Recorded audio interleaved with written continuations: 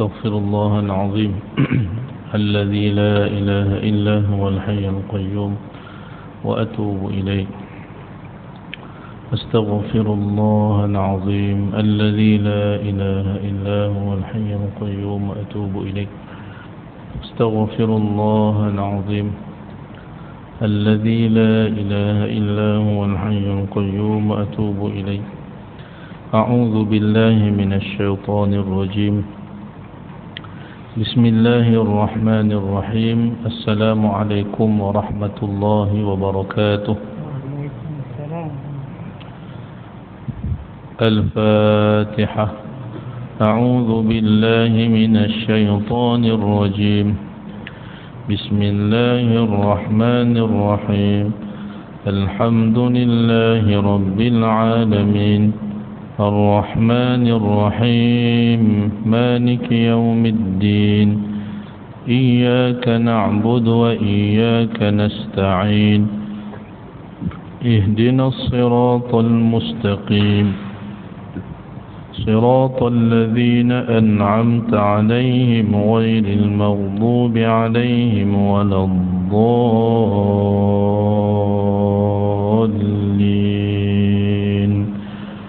آمين. الحمد لله رب العالمين وأفضل الصلاة وأتمه التسليم على الحبيب الشافي سيدنا ونبينا محمد وعلى آله وصحبه أجمعين. قال رب اشرح لي صدري ويسر لي أمري واحلل عقدة من لساني يفقه قولي. سبحانك لا علم لنا إلا ما علمتنا إنك أنت العليم الحكيم. ولا حول ولا قوة إلا بالله العلي العظيم. اللهم فقهنا في الدين وعلمنا التأويل. اللهم افتح علينا فتوح العارفين يا أرحم الراحمين. اللهم علمنا ما ينفعنا وانفعنا بما علمتنا. اللهم زدنا علما. اللهم ارزقنا فهما يا عليم. وصلى الله على سيدنا ونبينا محمد وعلى آله وصحبه أجمعين. أما بعد. قال الله سبحانه وتعالى في القرآن العظيم بعد أعوذ بالله من الشيطان الرجيم. بسم الله الرحمن الرحيم. وما أرسلناك إلا رحمة للعالمين. صدق الله العظيم. Al-Fadilah Tuan Imam, Al-Afadilah Tuan-tuan guru, para alim ulama, pengerusi dan seluruh ahli jawatan kuasa Masjid At-Taqwa, muslimin, muslimat, hadirin dan hadirat yang dirahmati Allah Subhanahu wa ta'ala sekalian. Alhamdulillah. Pertama-tamanya marilah sama-sama kita bersyukur kehadrat Allah Subhanahu wa ta'ala kerana dengan limpahan izin kurniaan Allah Subhanahu wa ta'ala kita dapat sama-sama berhimpun pada malam ini. Kita beriktikaf dalam rumah Allah Subhanahu wa ta'ala yang mulia, yang penuh dengan ketenangan.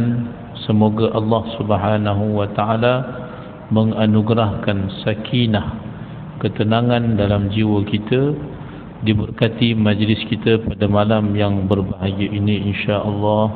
Amin ya rabbal alamin.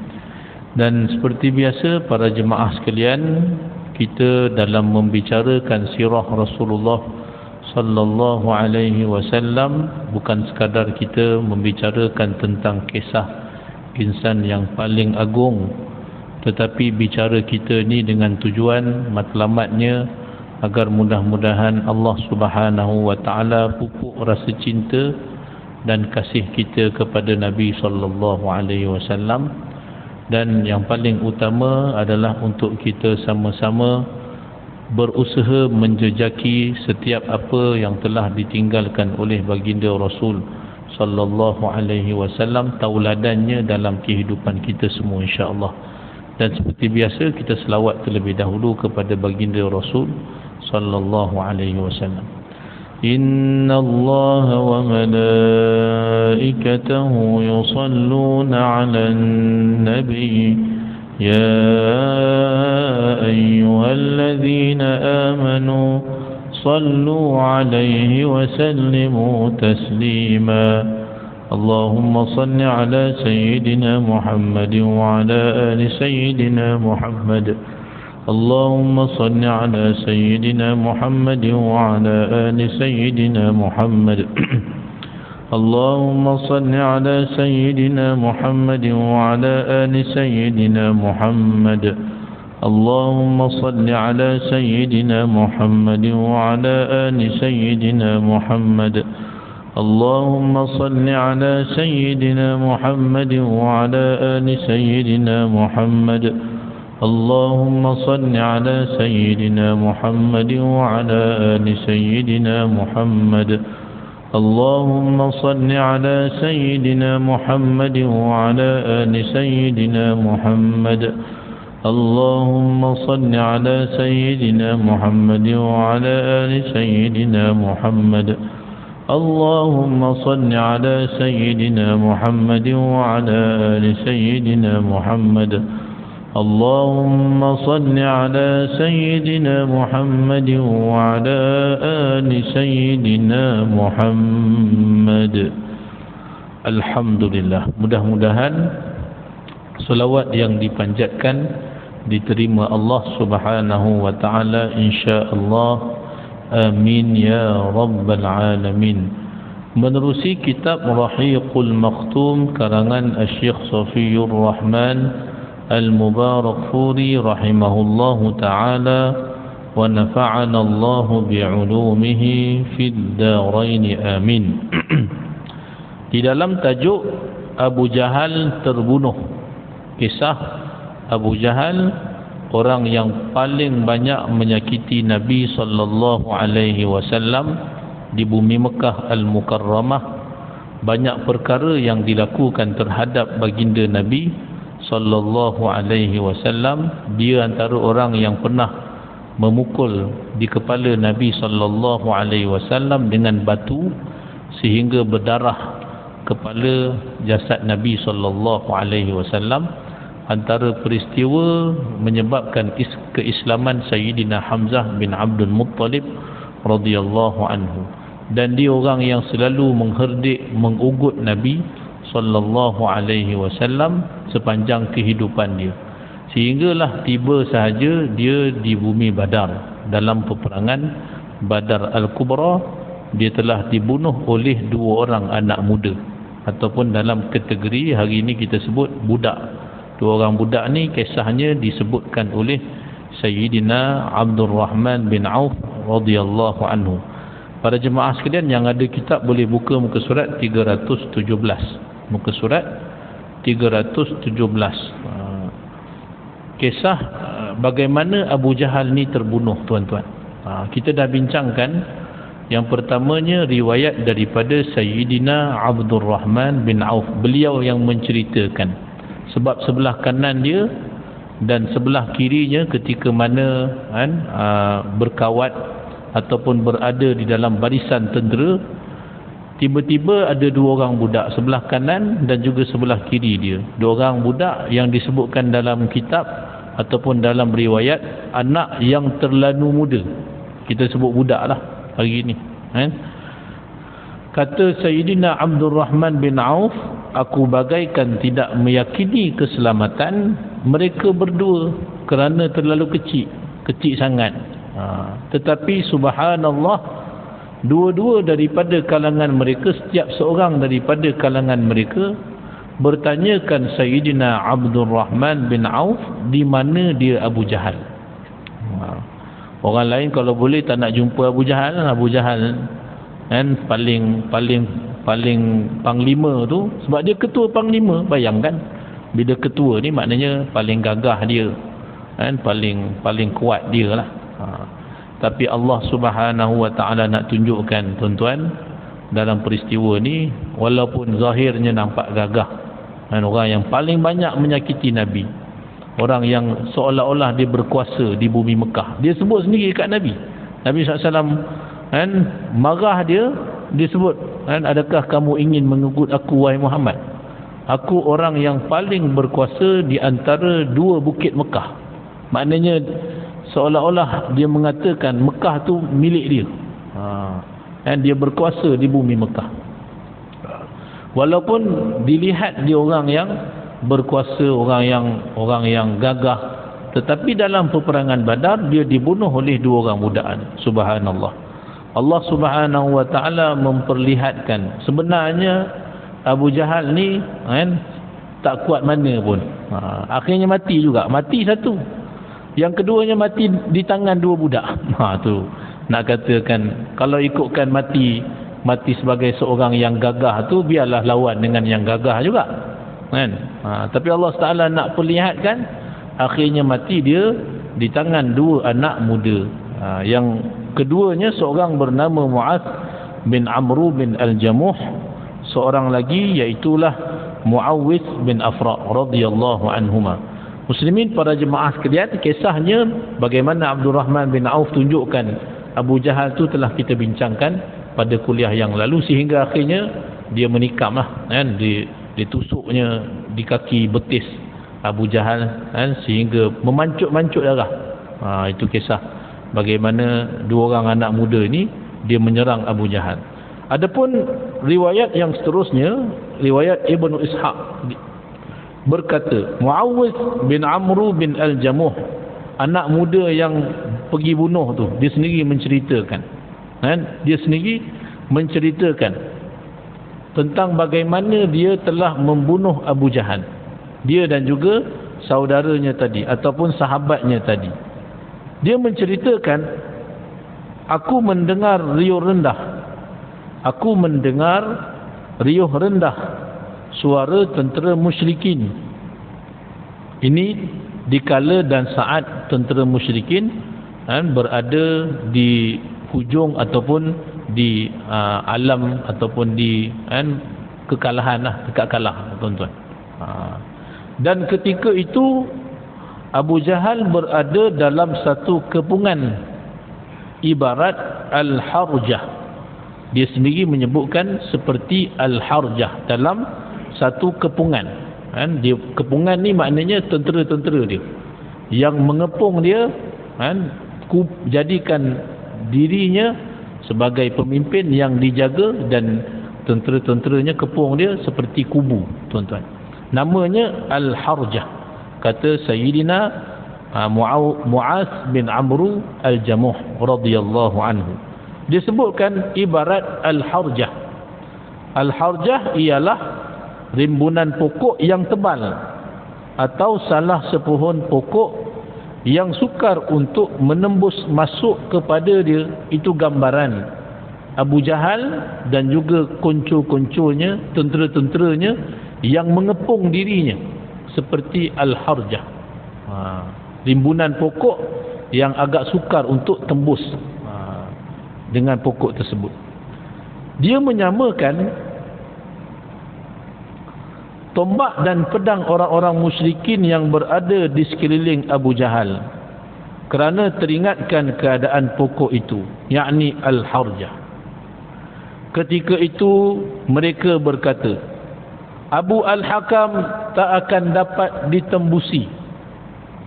Tentera-tentera Quraisy, tentera-tentera musyrikin mengatakan sedemikian.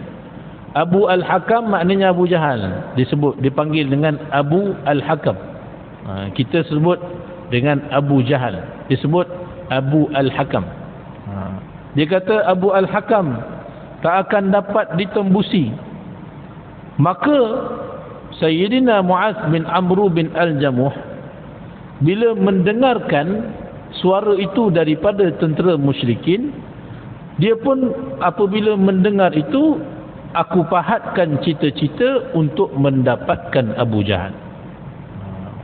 Memang kata Abu Jahal, Abu Al-Hakam takkan dapat ditembusi. Dia dengar sahaja kata-kata seperti itu, dia berazam, bahkan dia pahatkan dalam dirinya untuk cari Abu Jahal, untuk dapatkan Abu Jahal.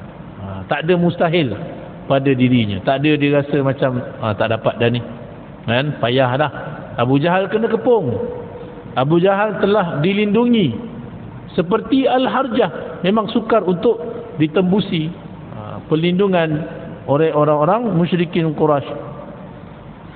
Lalu aku bertahan berdekatannya, kata Sayyidina Muaz, anak tadi, dia pergi dekat-dekat, kan, pegang macam biasa, kan, pergi dekat-dekat.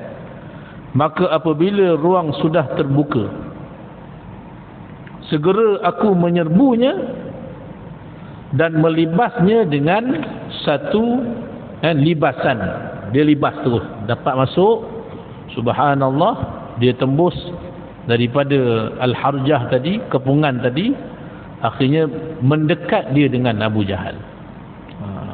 Bila dah dekat dengan Abu Jahal, terus dia libas Abu Jahal di betisnya, tuan-tuan, sehingga memutuskan separuh betisnya. Subhanallah. Seorang budak ni berani sungguh, anak ni, kan. Kisah anak ni, tuan-tuan, menunjukkan yang pertamanya keberanian, yang keduanya kerana kecintaannya kepada Nabi sallallahu alaihi wasallam. Dua anak ni, dua orang ni, Muawwis dan juga Muaz. Muawwis bin Afra dan juga Muaz bin Al-Jamuh radhiyallahu anhuma, kan, kerana kecintaannya yang sangat besar kepada Nabi sallallahu alaihi wasallam. Apabila dia mengetahui bahawasanya orang yang paling banyak menyakiti Nabi sallallahu alaihi wasallam itu adalah Abu Jahal, maka dia pasakkan dalam diri dia untuk membunuh orang yang menyakiti Nabi sallallahu alaihi wasallam ini. Jadi ini yang namanya cinta, tuan-tuan. Bila sebut cinta, kan, cinta kepada Rasulullah sallallahu alaihi wasallam, yang pertamanya mesti usaha kita ni mencontohi, meneladani apa yang pernah ditunjukkan oleh Nabi sallallahu alaihi wasallam. Itu bukti kecintaan. Kita usaha untuk solat berjemaah, kita usaha untuk baca Quran, apa yang dipesan Nabi, apa yang diwasiatkan oleh Rasulullah sallallahu alaihi wasallam, kita laksanakan. Itu sebenarnya membuktikan rasa cinta kita kepada Nabi sallallahu alaihi wasallam. Kita buat apa yang Nabi sallallahu alaihi wasallam perintahkan, itu sebenarnya bukti yang besar bahawasanya kita mencintai Rasul sallallahu alaihi wasallam. Dan di samping itu juga, antara kecintaan yang ditunjukkan oleh para sahabat ini, iaitulah marah apabila Nabi sallallahu alaihi wasallam disakiti. Maknanya bukan sekadar kita kata cinta ni, maknanya kita ikut semata-mata, bahkan marah apabila Rasulullah sallallahu alaihi wasallam disakiti, marah apabila Nabi sallallahu alaihi wasallam dihina, kan. Sebagaimana kita kalau sebut kasih kita kepada anak kita, kasih kita kepada ibu kita, kita takkan mampu untuk melihat, takkan sanggup kita melihat ibu kita dihina, takkan sanggup kita melihat ibu kita disakiti. Jadi biasanya bukan kita tak sanggup tengok je, biasa kita akan pertahankan dia, bahkan kita akan membalas perbuatan orang yang menyakitinya itu, kan, kepada ibu kita. Biasanya itu membuktikan cinta ni betul cinta, kan, sayang, itu sayang. Tuan-tuan muslimin, para jemaah yang dirahmati Allah Subhanahu wa taala sekalian, dan apabila Nabi sallallahu alaihi wasallam dihina, kalau tak ada rasa apa-apa, ini ada something, ada something pada cinta.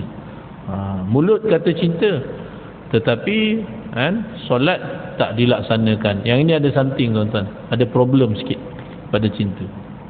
Mulut kata cinta, tetapi tak pernah pun datang solat jemaah, kan, solat jemaah yang Nabi sallallahu alaihi wasallam sendiri cintakan untuk tunaikan solat fardu secara berjemaah. Jadi orang yang cinta Nabi ni tak dapat tidak mesti berusaha untuk mencontohi sunnah yang ditinggalkan oleh baginda Rasul sallallahu alaihi wasallam. Jadi antara kisah cinta yang disebutkan ini, iaitulah dia marah. Marah ni di antara tanda cinta, tuan-tuan, tanda kasih kepada Rasulullah sallallahu alaihi wasallam. Sebagaimana kita sayang pada anak kita, kita tak akan sesekali membiarkan anak kita ni disakiti, bahkan berusaha untuk melindungi. Bahkan kita akan marah kalaulah diapa-apakan anak kita ini, kan, apa-apa yang berlaku kepada dia, dan sebagainya. Kita akan marah orang yang menzalimi pada anak tadi. Baik, muslimin para jemaah sekalian, dia pergi dekat Abu Jahal, dia libas dengan pedang, libas di betis dia sehingga memutuskan separuh betisnya.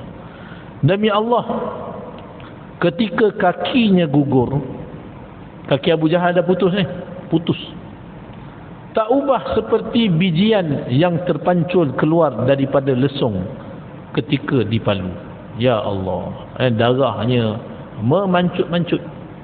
Darah Abu Jahal, puas hati lah kan, dapat kena orang yang macam Abu Jahal ni, puas hati tuan-tuan.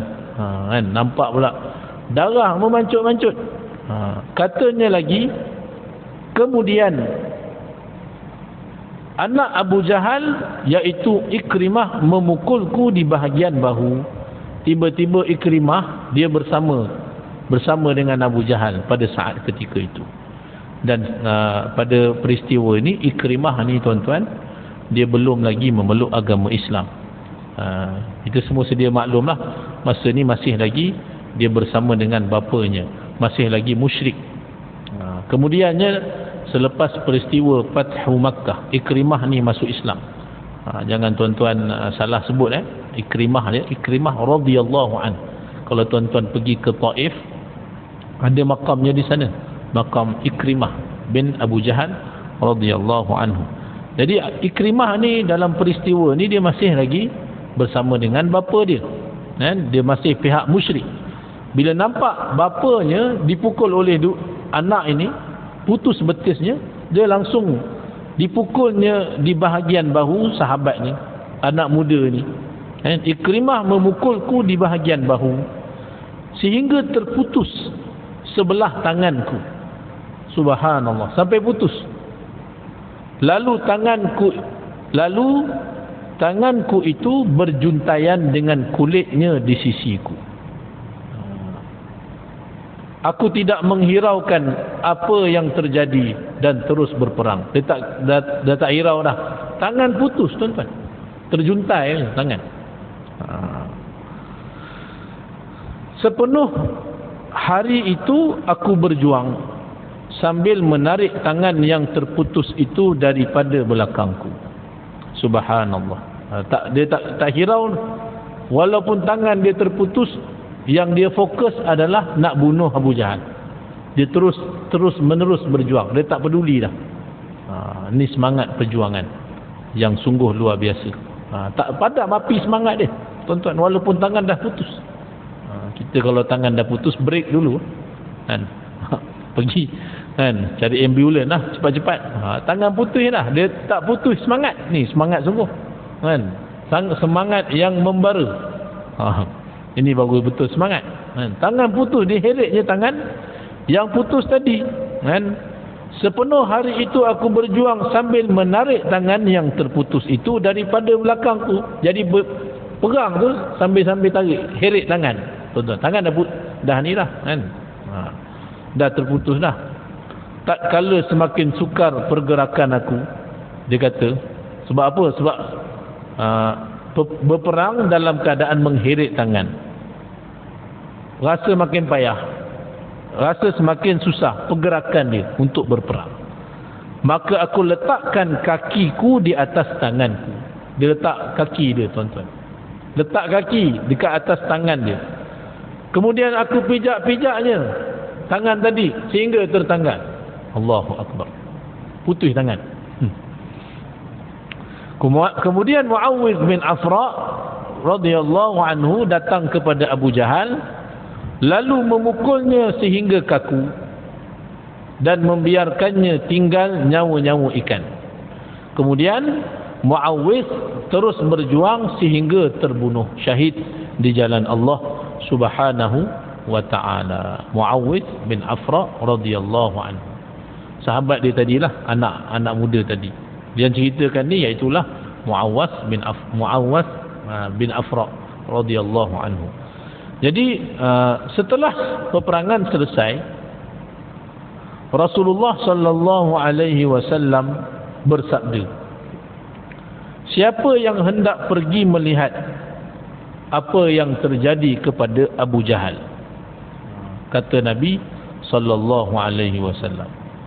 Lalu manusia pun berpecah-pecah pergi mencarinya. Orang ramai pun pergi. Dah habis perang ni, dah habis perang. Abu Jahal dah terbunuh dah. Belum terbunuh mati habis lagi. Dia tinggal nyawa-nyawa ikan. Apabila Sayyidina Muawwidh dia pergi, dia tikamnya Abu Jahal sehingga tinggal nyawa-nyawa ikan. Kemudian sahabat tadi pun dia berperang, akhirnya terbunuh syahid di jalan Allah Subhanahu wa taala. Jadi Abu Jahal ni tinggal nyawa-nyawa ikan, tuan-tuan. Dah ujung-ujung nyawa. Kata Nabi sallallahu alaihi wasallam, siapa yang hendak pergi melihat apa yang terjadi kepada Abu Jahal. Lalu manusia pun, orang ramai pun berpecah-pecah pergi mencari jasad Abu Jahal dalam medan peperangan, pergi cari. Ramai yang terbunuh tapi tak tahu mana satu orang, mana satu Abu Jahal. Carilah mereka Abu Jahal. Jasadnya ditemui oleh Sayyidina Abdullah bin Mas'ud radhiyallahu anhu. Yang ketika itu Abu Jahal tinggal nyawa-nyawa ikan. Jadi declare orang yang bunuh yang tadilah. Sebab ni dah ujung-ujung nyawa dah. Jadi yang declare bunuhnya dua anak tadilah yang berjuang habis-habisan sampai putus tangan. Jadi bila dah hujung, sahabat-sahabat pergi cari atas perintah Nabi sallallahu alaihi wasallam, didapatinya oleh Sayyidina Abdullah bin Mas'ud radhiyallahu anhu, Abu Jahal ni dah nyawa-nyawa ikan, tuan-tuan. Lalu Abdullah bin Mas'ud radhiyallahu anhu memijak lehernya dan merentak janggutnya untuk memenggal kepala dia. Seraya dia berkata, bukankah Allah Subhanahu wa ta'ala telah menghina kamu, wahai seteru Allah? Kata Sayyidina Abdullah bin Mas'ud kepada Abu Jahal. Situasi saat ketika ini memang Allah Ta'ala perlihatkan bagaimana Abu Jahal itu dihinakan Allah Subhanahu wa ta'ala, yang selama ni hidupnya selalu menggunakan dengan kuasa yang ada, bunuh orang. Sayyidatina Sumayyah, Sumayyah menjadi wanita yang pertama syahid itu kerana Abu Jahal yang bunuh. Abu Jahal ni memang dia punya jahat dia, tuan-tuan, bukan kepalang lah, memang jahat sungguh. Orang yang sampai berdarah jasad Rasulullah SAW. Beberapa kali percubaan dia ingin membunuh Nabi sallallahu alaihi wasallam. Jadi pada saat ketika ini memang Allah Subhanahu wa taala memperlihatkan bagaimana dia dihinakan Allah Subhanahu wa taala, berada dalam keadaan nyawa-nyawa ikan, dah hujung nyawa dah. Kemudiannya Sayyidina Abdullah bin Mas'ud radhiyallahu anhu menentap janggut dia dan pegang kepalanya untuk dipenggal kepala dia, tuan-tuan. Lalu kata Abu Jahal, dia jawab, apa sebabnya dia menghinaku? Apakah aku lebih hebat daripada orang yang kamu bunuh, atau aku lebih tinggi daripada orang yang kamu bunuh? Katanya Abu Jahal masih ada angkuh walaupun dah hujung-hujung nyawa. Katanya lagi, alangkah baiknya kalau bukan orang petani yang membunuhku. Maksudnya Abdullah bin Mas'ud. Dia sempat mengata lagi kepada Sayyidina Abdullah bin Mas'ud radhiyallahu anhu, walaupun dia dah tinggal nyawa-nyawa ikan. Ni tak tahu nak cakap lah, memang hati busuk betul Abu Jahal kan. Sepatutnya mohon maaf lah, sepatutnya lah. Dah keadaan yang seperti itu, dah macam tu dah, tinggal nyawa-nyawa ikan. Mengakulah salah, tapi tak ada sampai hujung nyawa dia, tuan-tuan. Masih lagi biadab, masih lagi melakukan sikap yang tidak sepatutnya kepada sahabat Nabi Sayyidina Abdullah bin Mas'ud radhiyallahu anhu. Sehingga disebutkan, alangkah baiknya aku tidak dibunuh oleh petani. Maksudnya sahabat tadi, Sayyidina Abdullah bin Mas'ud radhiyallahu anhu. Kemudiannya, tuan-tuan muslimin, para jemaah yang dirahmati Allah Subhanahu wa taala sekalian, Abu Jahal pun berkata, "Beritahu aku, milik siapakah kawasan ini pada hari ini?" tanya Abu Jahal. Lalu dijawab oleh Sayyidina Abdullah bin Mas'ud radhiyallahu anhu, "Lillahi wa li rasuli." Milik Allah Subhanahu wa taala dan rasulnya. Kemudian Abu Jahal berkata kepada Abdullah bin Mas'ud radhiyallahu anhu, yang ketika itu dia telah memijak leher Abu Jahal. Kata Abu Jahal, tengah kena pijak leher tu, dia kata, "Aku telah mendaki pendakian yang sukar, hai pengembala kambing."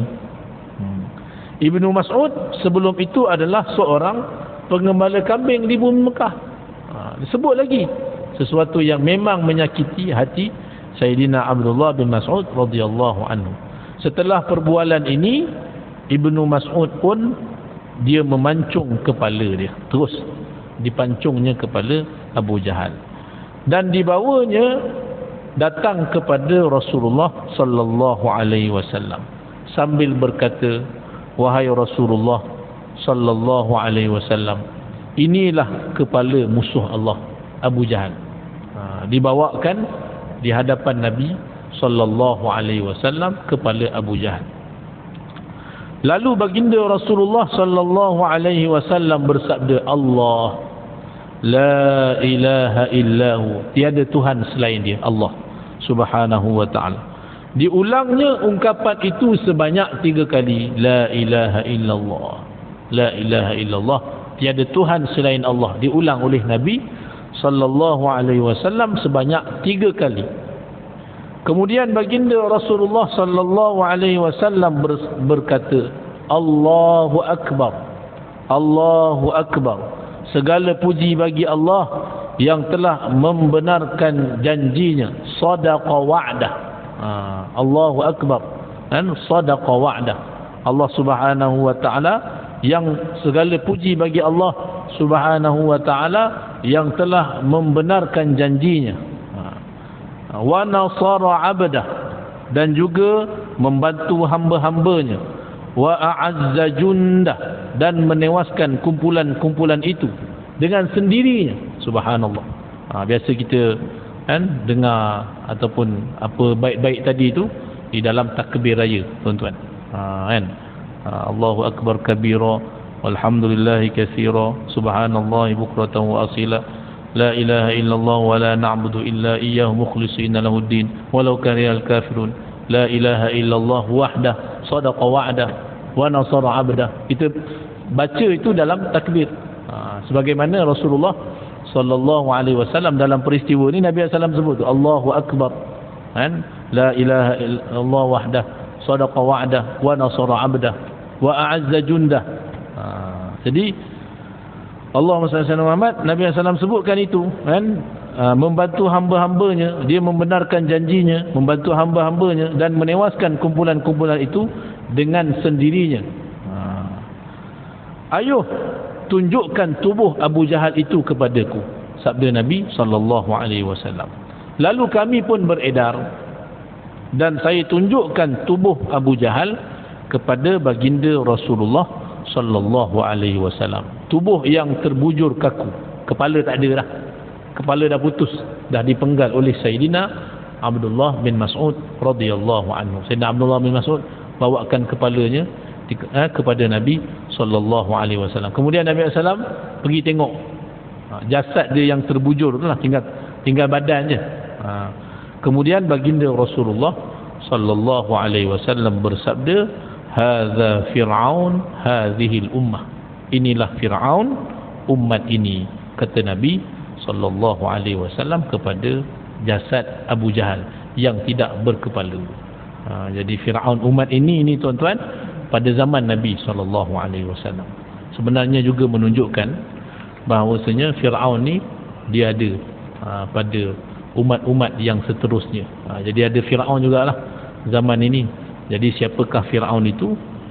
Wallahu alam, tuan-tuan boleh cari sendiri insya-Allah. Siapa yang rasa jahat sangat orang, zalim sangat hidupnya, kan, ke tak ada orang yang zalim. Ramai tuan-tuan kan, mutakhir ni ramai pula. Jadi kan, boleh jadi mereka itulah yang boleh digelar sebagai Fir'aun bagi umat ini. Wallahu subhanahu wa ta'ala a'la wa a'lam. Saya kira cukuplah sekadar ini dahulu. Mudah-mudahan sedikit sebanyak apa yang telah kita bincangkan, kita bicarakan dalam peristiwa yang hebat ini, peristiwa peperangan Badar Al-Kubra. Allah Ta'ala memperlihatkan kebesarannya, pertolongannya, bagaimana yang seseorang yang dahulu hebat masa hidupnya akhirnya dibunuh dengan dalam keadaan yang sangat menghina. Itulah Abu Jahal laknatullahi alaih. Sekadar itu dahulu, yang baik daripada Allah, yang lemah, yang kurang daripada diri saya sendiri. Aqulu qawli hadza wa astaghfirullahal azim li wa lakum. Subhanakallahumma wa bihamdik, asyhadu an la ilaha illa anta, astaghfiruka wa atubu ilaik. Bismillahirrahmanirrahim. Wal 'asri innal insana lafi khusr illa alladhina amanu wa 'amilus shalihat wa tawasaw bil haqq wa tawasaw bis sabr. Barakallahu fikum. Wassalamu alaikum warahmatullahi wabarakatuh.